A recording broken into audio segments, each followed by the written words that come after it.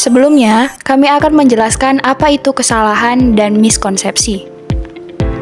Menurut Oliver, tahun 1989 menyatakan bahwa kesalahan adalah jawaban yang salah karena perencanaan yang tidak tepat dan tidak sistematis yang diterapkan dalam menyelesaikan permasalahan matematika.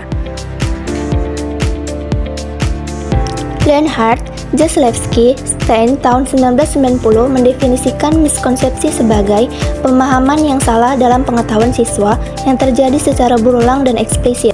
Miskonsepsi siswa pada soal matematika karena kurangnya pemahaman konsep matematika. Miskonsepsi tersebut menimbulkan keprihatinan karena mengarah pada pembentukan konsep yang salah sehingga menghambat pembelajaran matematika. Selanjutnya, kami akan menjelaskan tentang konsep himpunan. Himpunan dapat diartikan sebagai kumpulan dari objek tertentu yang mempunyai definisi jelas dan dianggap sebagai satu kesatuan. Adapun contohnya yaitu yang pertama himpunan bilangan asli dan yang kedua himpunan hewan berkaki dua dan lain sebagainya. Selanjutnya akan dibahas jenis-jenis himpunan. Yang pertama, himpunan semesta, himpunan yang memuat semua anggota atau objek himpunan yang dibicarakan. Himpunan semesta disimbolkan dengan S. Contoh, anggota himpunan A 3579 dapat dituliskan himpunan semesta S sama dengan bilangan ganjil atau S sama dengan bilangan asli. Yang kedua, himpunan kosong. Himpunan yang tidak mempunyai anggota, himpunan kosong disimbolkan dengan pi atau kurung kurawal kosong. Contoh, B adalah himpunan bilangan ganjil yang habis dibagi dua. Karena tidak ada bilangan ganjil yang habis dibagi dua, maka anggota himpunan B tidak ada atau kosong. Yang ketiga, himpunan bagian. Himpunan A merupakan himpunan bagian B. Jika setiap anggota A juga anggota B, dinotasikan dengan A bagian B atau B bagian A. Contoh, anggota P sama dengan 1, 2, 3, anggota Q sama dengan 1, 2, 3, 4, 5, sehingga P bagian Q atau Q bagian P, jika ada anggota A yang bukan anggota B, maka A bukan himpunan bagian dari B dan dinotasikan dengan A tidak bagian B. Selanjutnya, operasi himpunan. Yang pertama, ada irisan. Irisan adalah himpunan yang anggota-anggotanya ada di himpunan A dan ada di himpunan B. Irisan dinotasikan dengan lengkungan ke bawah atau dibaca iris.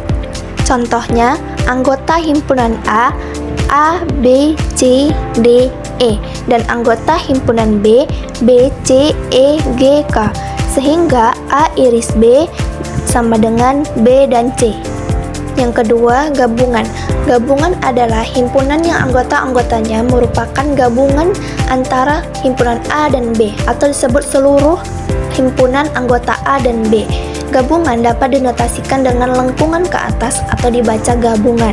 Contohnya, anggota himpunan A B, C, D, E, dan anggota himpunan B, B, C, E, G, K, sehingga A gabung B adalah A, B, C, D, E, G, K.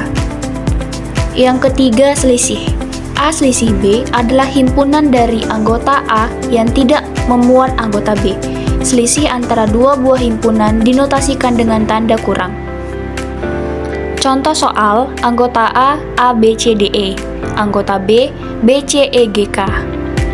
Jadi, A selisih B sama dengan AD. Yang keempat, komplemen. Komplemen dari suatu himpunan adalah unsur-unsur yang ada di himpunan universal atau semesta pembicaraan, kecuali anggota himpunan tersebut. Komplemen dari A aksen dinotasikan dengan A komplemen. Contoh soal, anggota A 13579, anggota S atau anggota semesta 1, 2, 3, 4, 5, 6, 7, 8, 9, 10. Sehingga A komplemennya 2, 4, 6, 8, 10. Ini merupakan soal yang diteskan terhadap 2 orang mahasiswi, terdiri dari 5 butir soal. Berikut ini lembar jawaban dari mahasiswi pertama. Dan ini lembar jawaban dari mahasiswi kedua. Pada mahasiswi pertama, tidak ada kesalahan ataupun miskonsepsi, karena mahasiswi tersebut menjawab semua soal dengan benar. Pada mahasiswi kedua terdapat kesalahan. Pertama, kesalahan operasi terjadi pada nomor 1 dan 5. Kesalahan operasi adalah kesalahan dalam melakukan perhitungan. Kesalahan ini dapat terjadi karena tidak menggunakan aturan operasi atau perhitungan dengan benar. Kedua, kesalahan konsep terjadi pada nomor 4. Kesalahan konsep adalah kesalahan dalam menggunakan konsep-konsep yang terkait dengan materi. Kesalahan ini dapat terjadi pada mahasiswa, diantaranya karena salah memahami makna soal. Selanjutnya terdapat miskonsepsi. Yang pertama, miskonsepsi perhitungan terjadi pada nomor 1.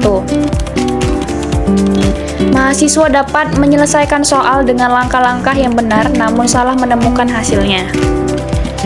Di akhir jawaban nomor 1, mahasiswa tersebut salah dalam perhitungan. Mahasiswa tersebut menuliskan 17, seharusnya jawabannya 27. Kedua, miskonsepsi interpretasi bahasa terjadi pada nomor 4. Mahasiswa tidak dapat memahami makna soal yang diberikan. Yang ketiga, miskonsepsi sistematika terjadi pada nomor 5. Siswa mengetahui langkah-langkah yang terjadi pada himpunan namun salah dalam pemahaman sebuah konsep. Pada soal nomor 5, mahasiswa tersebut tidak memahami konsep pengerjaan soal, tetapi langkah-langkah pengerjaannya benar.